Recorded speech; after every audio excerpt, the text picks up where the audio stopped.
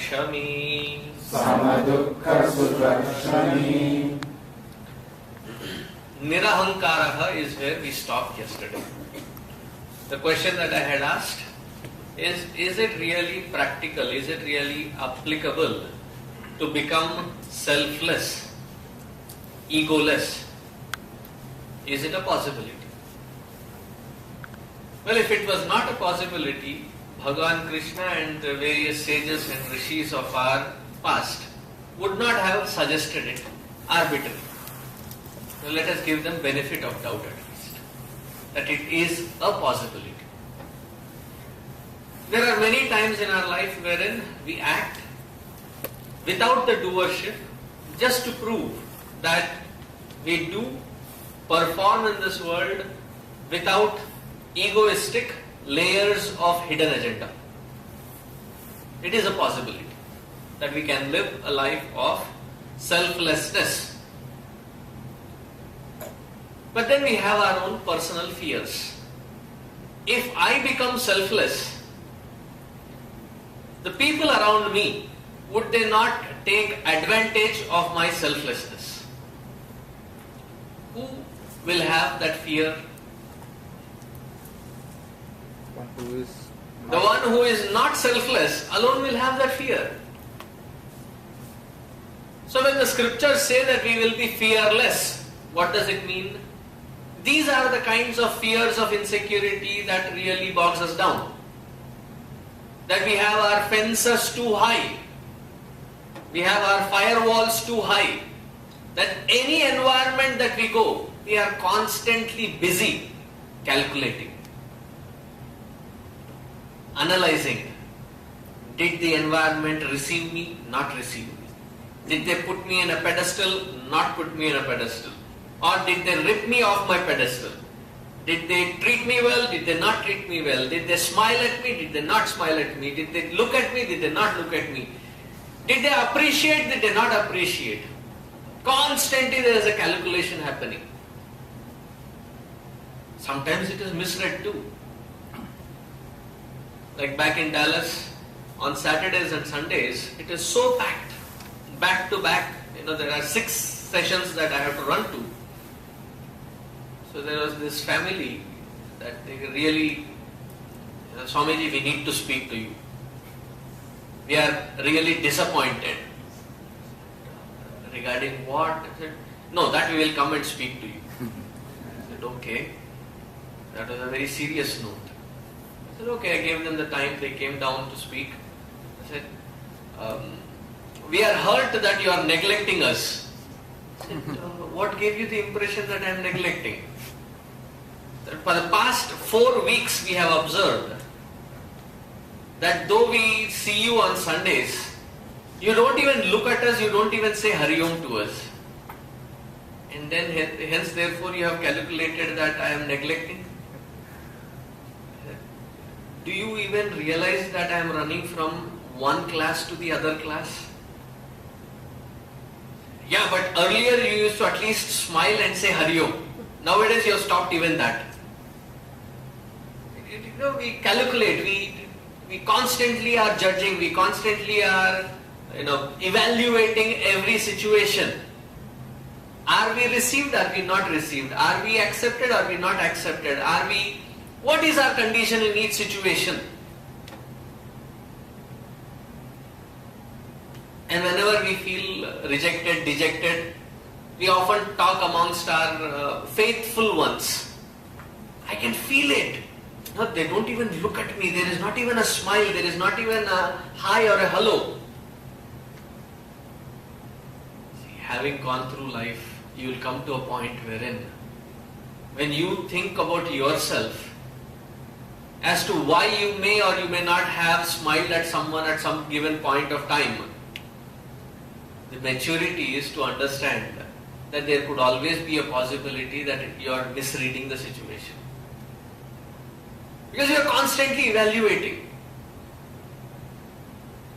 So the fear is, maybe I am being rejected, maybe I am not being accepted, maybe there is a lot of maybe factors. So what does being selfless meaning? Stop judging yourself based out of somebody else's reaction about you.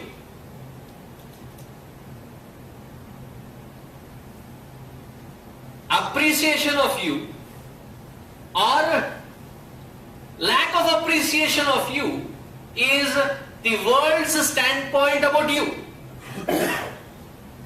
When would that become an important factor? When I am not clear about what I am from within.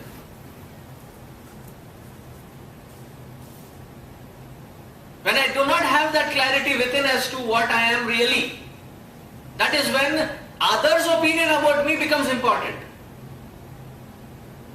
Now there is a fine line of difference between being confident and being arrogant.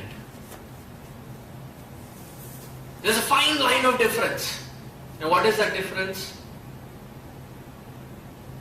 To know that what I am doing is right is being confident.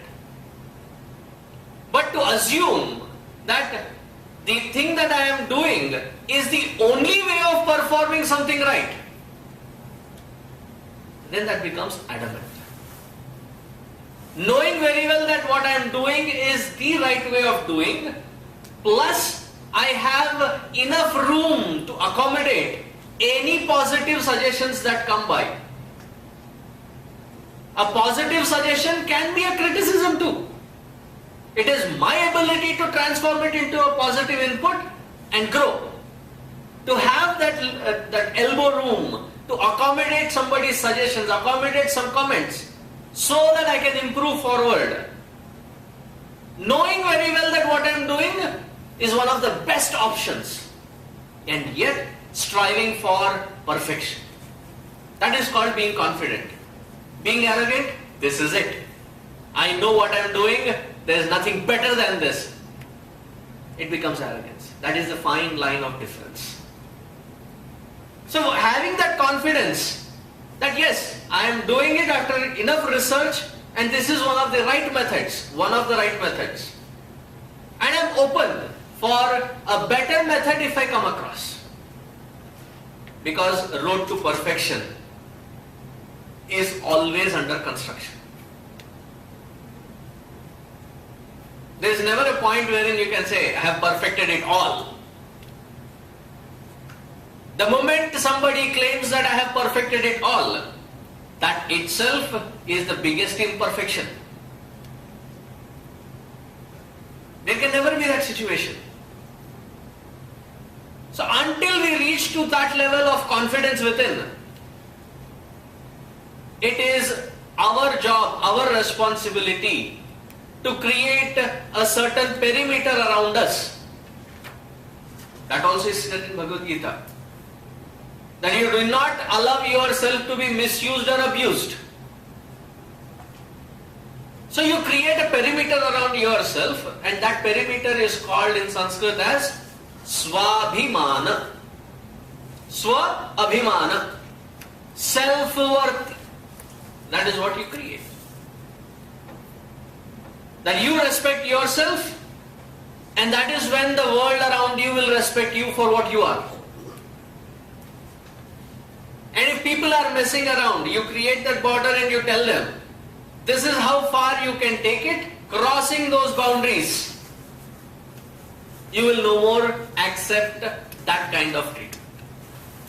And why do you create that boundary? Because you are not yet to that state of confidence. And that can rattle you, that can shake you up from within. Hence, therefore, you are protecting yourself, your own existence at that moment. But the idea is not to create those barriers, those lines around us as a permanent mark. It is something that you create around yourself which tends to shrink as you grow and evolve. That abhimana has to dissolve. That is called being nirahankara. But many of us, the way we are conditioned, we think, this is what I am. I am not going to budge, I am not going to change. If we are not changing, we become stagnant. And anything in life, when it becomes stagnant, water when it stagnates, what happens? spoils. It gets spoiled. It starts stinking. So the personality also develops that stench. And how do you know that that personality has developed that stench? Wherever, whichever environment we go, we act like a human repellent. The moment we step into that environment, everybody has an excuse to step out of our vicinity. I'll just be there, I'll just be back. An Indian standard 10 minutes, ab bhi aaya, and then vanish. When you observe this around yourself, watch out, there is something really wrong. As Gurudev puts it very beautifully, there are two kinds of people who give happiness. Those who come to give happiness and those who go to give happiness. Which category do we want to belong to? That choice is ours. Nirmamaha nirahankaraha. Sama dukkha sukha kshami.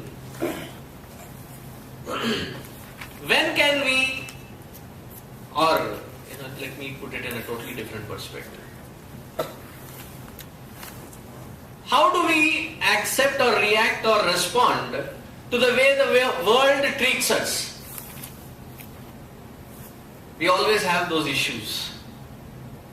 The world treats me in such certain pattern. I like it, I don't like it. If we are on the path of selflessness and we evolve evaluating our present situation consistently, that is called swadhyaya, wherein you are staying grounded, you are evaluating yourself, you are the best critic for yourself. You do not give yourself an extra star or an extra smiley. Talking in those kindergarten language, whenever you do something good, you get an extra smiley. No, you don't give that credit to yourself. You are the best critic of yourself. Be critical about your growth. And in that effort, whatever people give,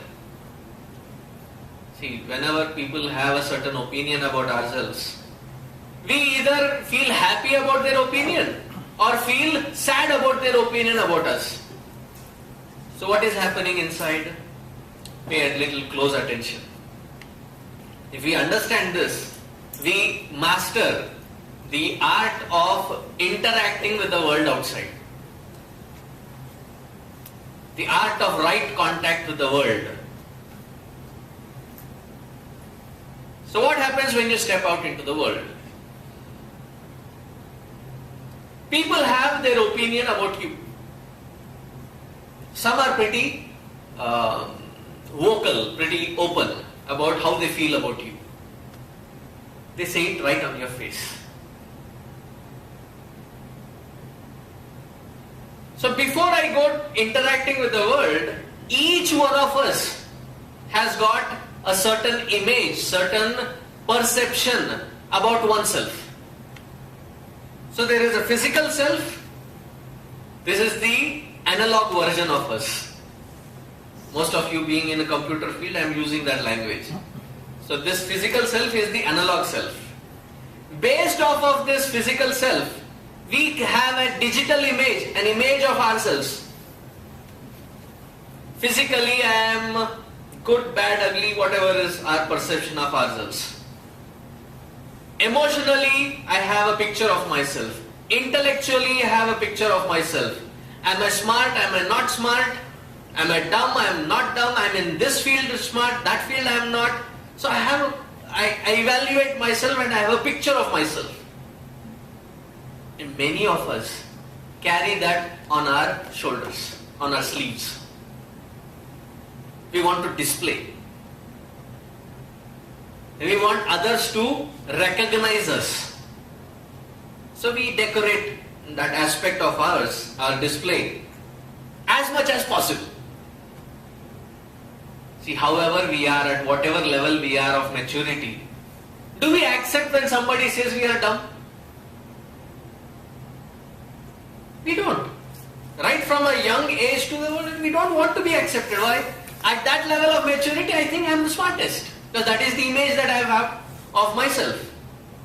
So there is an image. That's called self-evaluated image. So when I go out into the world has certain opinion about me and they throw it across.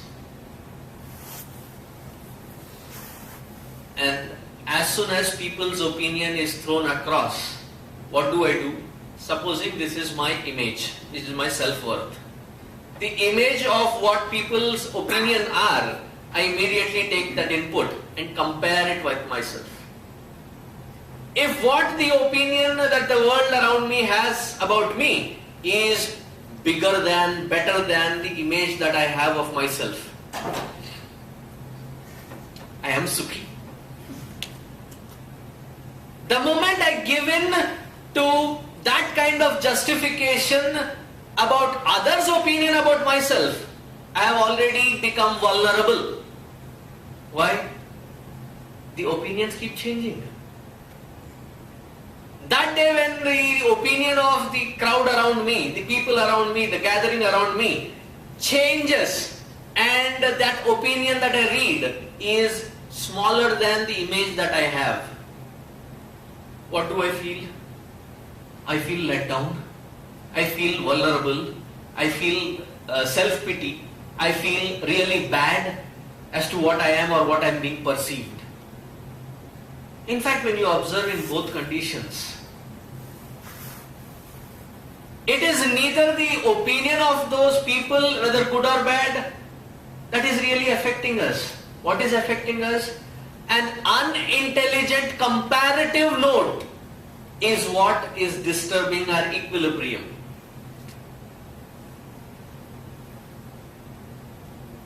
Completely justified being what you are. Understanding both the flaws as well as goodness in you. That is what makes us human. That we are not perfect.